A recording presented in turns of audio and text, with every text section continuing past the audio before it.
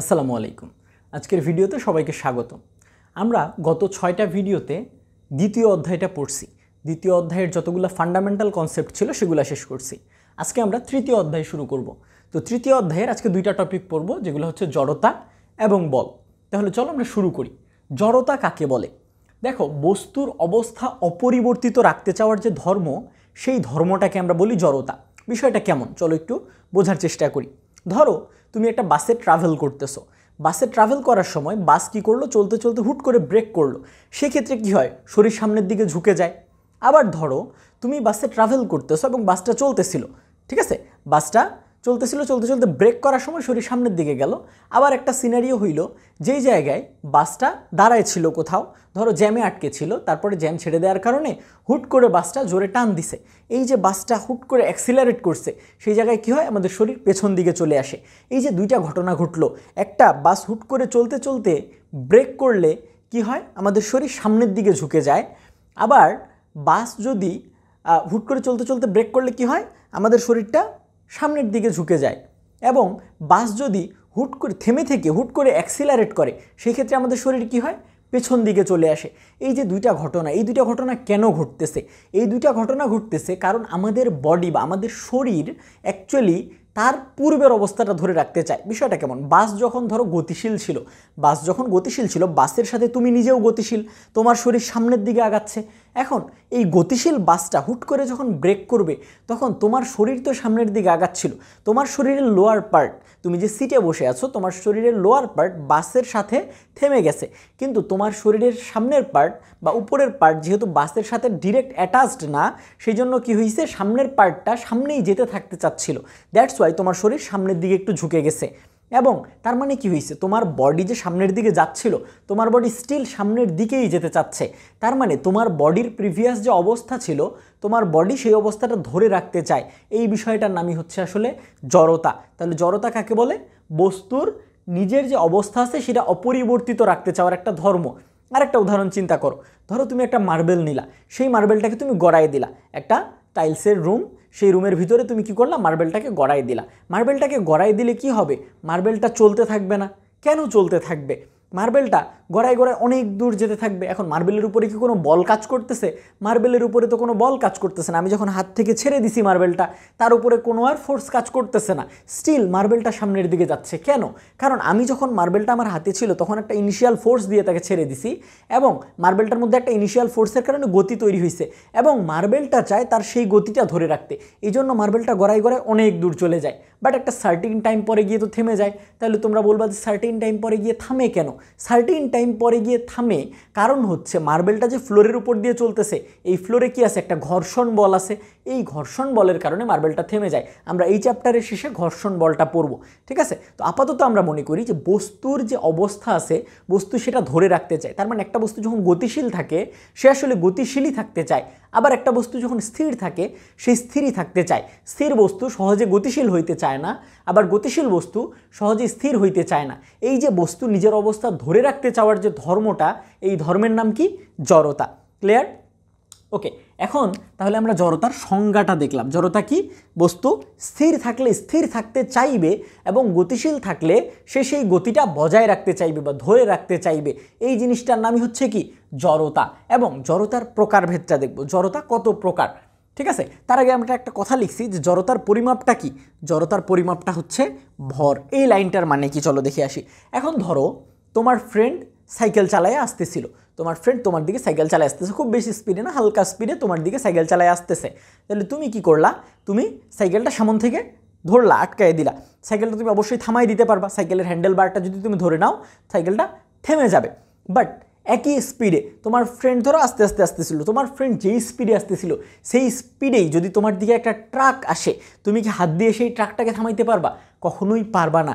তাহলে দুইজনের ক্ষেত্রেই দেখো, দুইটা জিনিসই গতিশীল ছিল, এবং এই গতিশীল দুইটা বস্তু তোমার দিকে আসতেছিল, এবং তুমি কি করতে চাইতেছিলা? থামাইতে চাইতেছিলা। বাট তোমার ফ্রেন্ড যখন সাইকেল নিয়ে আসতেছিল, তখন কিন্তু তুমি ইজিলি সাইকেলটা থামাই দিতে পারছো। অর্থাৎ সাইকেলটা কি চাচ্ছিল?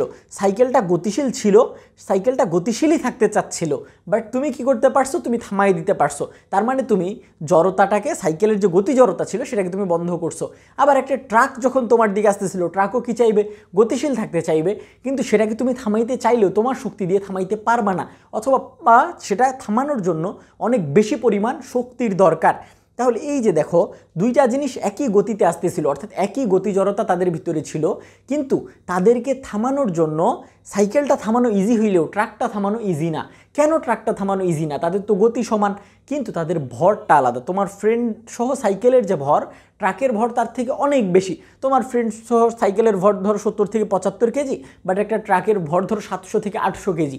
তাহলে এই জায়গায় ট্রাকের ভরটা যেহেতু অনেক বেশি, এই জন্য ট্রাককে সহজে থামানো যায় না। অর্থাৎ কোনো বস্তুর জড়তা কতটুকু থাকবে সেটা তার ভর কতটুকু আছে তার উপরে ডিপেন্ড করে।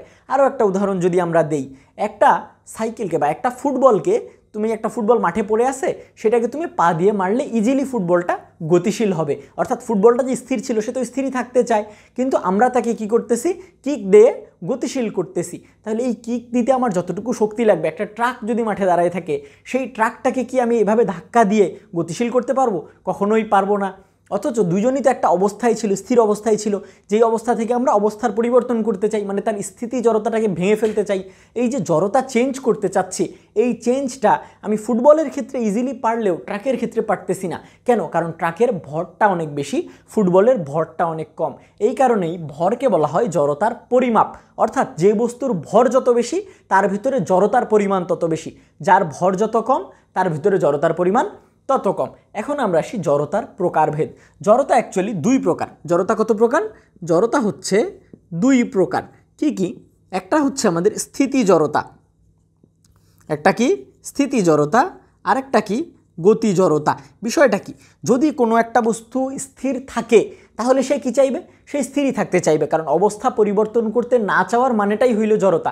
তাহলে কোনো বস্তু স্থির থাকলে সেই স্থিরই থাকতে চাইবে। এই বিষয়টার নাম কি? এই বিষয়টার নাম হচ্ছে আমাদের স্থিতি জড়তা। এবং এই স্থিতি জড়তা আমরা তাহলে কাকে বলবো? যে বস্তু স্থির আছে এবং স্থির থাকতে চায়। স্থির থাকতে চাওয়ার ধর্মটা হচ্ছে স্থিতি জড়তা। তাহলে গতি জড়তা কোনটা? গতি জড়তা হচ্ছে কোনো বস্তু যদি গতিশীল থাকে সে গতিশীলই থাকতে চাইবে। তাহলে এই বিষয়টাই হচ্ছে গতি জড়তা।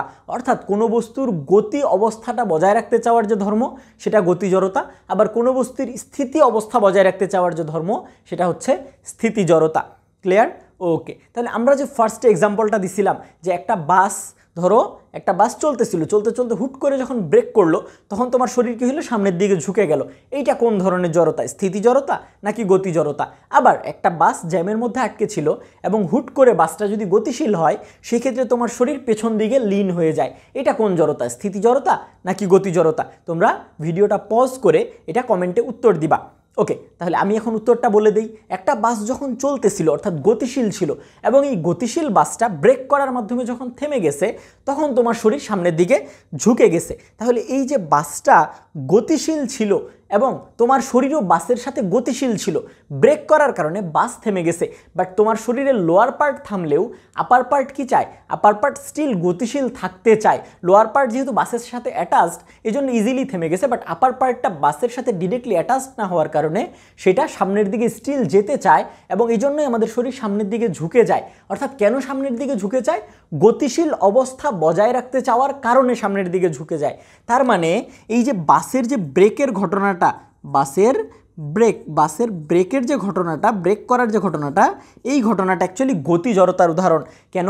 কারণ আমার শরীর গতিশীল অবস্থা ধরে রাখতে চাওয়ার কারণে শরীর সামনের দিকে ঝুঁকে গেছে। গতিশীল অবস্থা বজায় রাখতে চাওয়ার কারণে যে জড়তা তৈরি হয় তার নাম কি? গতি জড়তা। তাহলে আরেকটা উদাহরণ তোমরা এতক্ষণে বুঝেই গেছো যে বাসটা যখন থেমে থাকে এবং তারপরে হুট করে অ্যাক্সিলারেট করে তখন সেই ক্ষেত্রে কি হয়? স্থিতি জড়তা তৈরি হয়, কারণ বাস স্থির ছিল, আমার শরীরও বাসের সাথে স্থির ছিল। বাসটা যখন হুট করে গতিশীল হয়ে যাবে, হুট করে অ্যাক্সিলারেট করবে, তখন আমার শরীর কী হবে? আমার শরীর তো স্থিতিশীল থাকতে চায়, তাহলে আমার শরীর পেছন দিকে একটু লিন হয়ে যাবে, কারণ আমার শরীর স্থিতিশীল ছিল, বাসটা হুট করে গতিশীল হয়েছে, আমার লোয়ার বডি পার্ট সামনে আগায় গেছে, but upper body part still স্থিতিশীল থাকতে চায় জন্য পেছনে সরে আসবে। তাহলে বাসের যে অ্যাক্সিলারেশনের ঘটনাটা বা হুট করে গতিশীল হওয়ার ঘটনাটা সেটা কি? স্থিতি জড়তার একটা উদাহরণ। ক্লিয়ার? ওকে, তাহলে জড়তা এ পর্যন্তই। এরপরে আমরা আসি, জড়তা পড়লাম, জড়তার প্রকারভেদ পড়লাম, এখন আমরা পড়ব বল কাকে বলে এবং বলের প্রকারভেদ। বল কাকে বলে? দেখো আমরা কিছু বৈশিষ্ট্য লিখছি, টু বি স্পেসিফিক আমরা 4টা বৈশিষ্ট্য লিখছি। আচ্ছা, এই 4টা বৈশিষ্ট্যের মধ্যে কোনো একটা বৈশিষ্ট্য যদি ফলো হয় তাহলে যেই কোয়ান্টিটিটা এই 4টা বৈশিষ্ট্যের মধ্যে কোনো একটা বৈশিষ্ট্য ফলো করবে তাকে আমরা বল বলবো। তাহলে বল কি? বল তো অবশ্যই একটা রাশি। যেই রাশিটা, ঠিক আছে, যেই রাশিটাই আমাদের এই 4টা বৈশিষ্ট্যের মধ্যে কোনো একটা বৈশিষ্ট্য ফলো করবে তাকে আমরা কি বলবো? বল বলবো। তাহলে 4টা বৈশিষ্ট্য কি? স্থির বস্তুকে গতিশীল করা। কোনো একটা কিছু যদি স্থির বস্তুকে গতিশীল করতে পারে তাহলে সেটা হবে বল। একটা ফুটবল মাঠের মধ্যে ছিল, আমি কিক দেওয়ার কারণে ফুটবলটা সামনের দিকে আগায় গেল। তাহলে এই যে আমার কিক দেওয়ার মাধ্যমে ফুটবলটার কি হয়েছে? স্থির ফুটবলটা গতিশীল হয়েছে। তার মানে আমার কিক দেওয়ার মাধ্যমে আমি ফুটবলটাকে একটা বল দিছি, যেই বলের কারণে ফুটবলটা স্থির থেকে গতিশীল হয়েছে। আবার কোনো গতিশীল বস্তুকে স্থির করতে পারে। ধরো আমার ফ্রেন্ড ওই ফুটবলটাকে কিক দিছে, অ্যান্ড ধরো আমি যে ফুটবলটাকে কিক দিলাম এটা আরেক এন্ডে আমার ফ্রেন্ড দাঁড়ায় ছিল, সে কি করবে? সে রিসিভ করবে। তাহলে এই যে গতিশীল ফুটবলটাকে সে তার পা দিয়ে থামাইয়ে দিল। গতিশীল ফুটবলটাকে সে যখন তার পা দিয়ে থামাবে তখন সেই ক্ষেত্রে কি হইল? সে একটা গতিশীল বস্তুকে পা দিয়ে স্থির করলো। তাহলে এই যে সে পা দিয়ে কিছু একটা প্রয়োগ করার মাধ্যমে বলটাকে স্থির করলো, এই জিনিসটার নামে কি? বল। তার মানে সে পা দিয়ে বল দেওয়ার মাধ্যমে ওই ফুটবলটাকে থামাইতে পারছে, স্থির বস্তুকে, গতিশীল বস্তুকে স্থির করতে পারছে। 3 নম্বর বৈশিষ্ট্য কি? গতির দিক পরিবর্তন করা। আমি ধরো একটা সাইকেল চালাচ্ছিলাম, এই সাইকেলটা রাস্তায় একটা মোড় আসছে আমার সামনে, আমি সাইকেলটাকে ঘুরাইলাম। তাহলে এই যে হাত অ্যাঙ্গেল করার মাধ্যমে আমি যে সাইকেলটাকে ঘুরাইলাম, সাইকেলটা যে মোড় নিল, গতি কি? একটা ভেক্টর রাশি। তাহলে একটা সাইকেল সোজা যাচ্ছিল, সোজা থেকে আমার দিকটা পরিবর্তন হইলো, আমি ডানে বা বামে যে কোনো দিকে একটা মোড় নিতে পারি। আমি যখন মোড় নিব, দিক পরিবর্তন করব গতির, সেই জিনিসটা আমরা কি? আমি হাত দিয়ে সাইকেলের হ্যান্ডেল বারে একটা বল দেওয়ার কারণেই সাইকেলের গতির দিক পরিবর্তন হয়েছে, আদারওয়াইজ দিক পরিবর্তন হইতো না। লাস্টলি, বস্তুকে বিকৃত করতে পারা। ধরো একটা প্লাস্টিকের বোতল নিলা, প্লাস্টিকের বোতল নিয়ে হাত দিয়ে চাপ দিলা, হাত দিয়ে চাপ দিলে কি হবে? বস্তুর আকার বিকৃত হয়ে যাবে। বস্তুর আকারটা কি হয়ে যাবে? বিকৃত হয়ে যাবে, কারণ প্লাস্টিকের বোতলটা কুঁচকে যাবে। তাহলে এই যে তুমি হাত দিয়ে চাপ দেওয়ার মাধ্যমে বস্তুর আকারটা বিকৃত করতে পারছো, তাহলে এই হাত দিয়ে যে চাপ দিছো, এই জিনিসটা অ্যাকচুয়ালি তুমি হাত দিয়ে বোতলটার উপরে একটা বল প্রয়োগ করছো। তাহলে বল প্রয়োগ করা বলতে আমরা কি বুঝবো? বল অ্যাকচুয়ালি একটা রাশি, যেই রাশিটার মধ্যে এই 4টার যে কোনো একটা বৈশিষ্ট্য থাকতে হবে। অর্থাৎ আমি সাইকেলের দিক পরিবর্তন করতেছি, এখানে কি আছে? একটা বল আছে। আমি একটা প্লাস্টিকের বোতলকে বিকৃত করতেছি, কি আছে? বল আছে। আমি একটা ফুটবলকে কিক দিয়ে গতিশীল করতেছি, কি আছে? বল আছে। আমার ফ্রেন্ড ফুটবলকে রিসিভ করতেছে, কি আছে? বল আছে। ক্লিয়ার?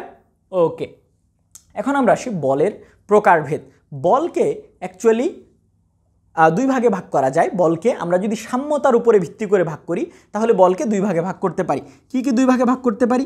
বলকে সাম্যতার ভিত্তিতে সাম্য বল এবং অসাম্য বল, এই 2 ভাগে ভাগ করা যায়। ঠিক আছে, সাম্য বল এবং অসাম্য বল এই 2 ভাগে ভাগ করা যায়। তাহলে সাম্য বল কি, অসাম্য বল কি? দেখো, যে কোনো একটা সিস্টেম যখন কাজ করে তখন তার উপরে মাল্টিপল বল কাজ করতে পারে। একটা সিস্টেম যদি থাকে তার উপরে কি থাকতে পারে? তার উপরে মাল্টিপল বল কাজ করতে পারে। একটা সিস্টেমে মাল্টিপল বল কাজ করতে পারে। বিষয়টা কেমন? ধরো এটা একটা ব্লক, হ্যাঁ, এই ব্লকটাকে একজন মানুষ এদিকে টানতেছে, একজন মানুষ এদিকে টানতেছে। এখন এই টান জিনিসটা কি? একটা বল না? অবশ্যই বল। কিভাবে বুঝবো এটা একটা বল? ধরো এই মানুষটা টানতেছে না, ঠিক আছে, তাহলে একজন মানুষ যদি এই ব্লকটাকে তার দিকে টানে তাহলে কি হবে? এই ব্লকটা তার দিকে গতিশীল হবে, স্থির অবস্থা থেকে গতিশীল হবে। তাহলে স্থির থেকে গতিশীল হওয়ার মানে কি? বল। তার মানে এই টানটা কি? একটা অ্যাকচুয়ালি বল। তাহলে একজন মানুষ এদিকে টানতেছে, আরেকজন মানুষ এদিকে টানতেছে। আমি বললাম এই মানুষটা যতটুকু জোরে টানতেছে এই মানুষটাও ততটুকু জোরেই টানতেছে, অর্থাৎ দুজনে সমান পরিমাণ জোরে ব্লকটাকে 2 দিকে টানতেছে। তাহলে এটা কি আলটিমেটলি কোনো দিকে গতিশীল হবে? কোনো দিকেই গতিশীল হবে না। তার মানে বাইরে থেকে দেখে কি মনে হবে? বাইরে থেকে দেখে মনে হবে এর উপরে কোনো বল নাই, কারণ আমরা জানি অবস্থার পরিবর্তন হইলে তার মধ্যে বল আছে। স্থির থেকে যদি গতিশীল হয় তার মধ্যে বল আছে, গতিশীল থেকে যদি স্থির হয় তার মধ্যে বল আছে। কিন্তু যদিও 2 জন টানতেছে, এখন একজন মানুষকে বাইরে থেকে যদি আমি তোমাকে এটা অবজার্ভ করতে দিই এবং এই 2টা মানুষকে যদি আমি ফ্রেমের বাইরে রাখি, ঠিক আছে, এই 2 জন মানুষ 2 দিকে টানতেছে এবং আমি বললাম তারা সমানভাবে 2 দিকে টানতেছে, এবং তোমাকে আমি এই পুরো ঘটনাটা অবজার্ভ করতে দিলাম যেখানে তোমাকে আমি এই 2 জন মানুষকে দেখতে দিচ্ছি না। তাহলে তুমি কি বলবা? এই বস্তু তো স্থির আছে, বস্তু স্থির আছে, তার মানে কি তুমি বলবা তার মধ্যে বল নেই।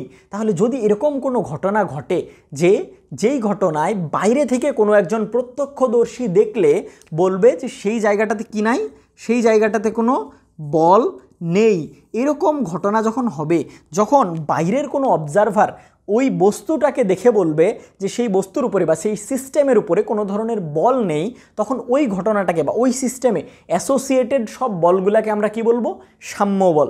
ক্লিয়ার? তাহলে কোনো একটা সিস্টেমে যদি একাধিক বল কাজ করে এবং সব বলগুলার সম্মিলিত ফলাফল হিসাবে যদি সিস্টেমের কোনো পরিবর্তন না আসে, কি বলছি, কোনো একটা সিস্টেমে একাধিক বল কাজ করবে এবং সব বলগুলার সম্মিলিত ফলাফল হিসাবে সিস্টেমে কোনো পরিবর্তন আসবে না, এই ধরনের ঘটনা যখন ঘটবে তখন বলের ওই অবস্থাটাকে আমরা বলি সাম্য বল।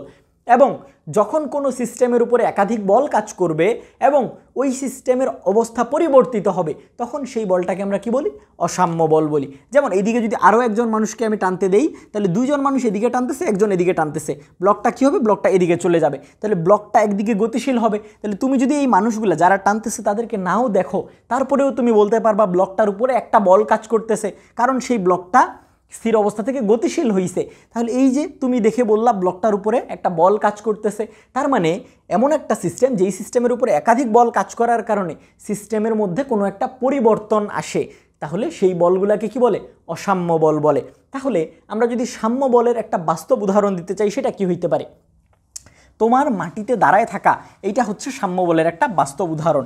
ঠিক আছে, তুমি কি করতে পারো, তুমি দাঁড়ায় থাকতে পারো, ধরো তুমি তোমার বাসার মেঝেতে দাঁড়ায় আসো, এই তোমার মেঝেতে দাঁড়ায় থাকাটা কিন্তু একটা সাম্য বলের উদাহরণ। কিভাবে, এই যে তুমি মেঝেতে দাঁড়ায় আসো, তুমি যখন দাঁড়ায় আসো তোমার পা নিচে কি করতেছে, তোমার পা নিচে mg পরিমাণ বল প্রয়োগ করতেছে, তাই না?